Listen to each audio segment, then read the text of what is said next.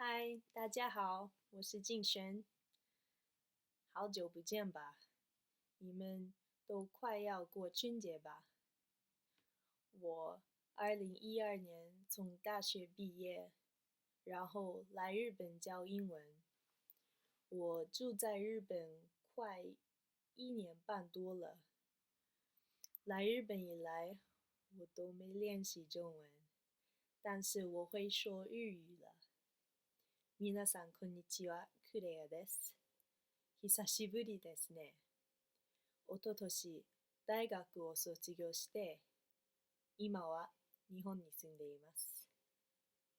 中国語はもうあんまりペラペラ喋れないようになってきたんですが、今からまた勉強したいと思います。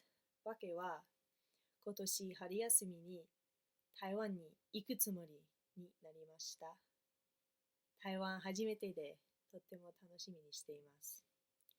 从现在我想复习练习中文，因为今年春假我会第一次去台湾了，我很兴奋。我想去台北、高雄等等。如果你们有什么建议，请告诉我。谢谢，加内。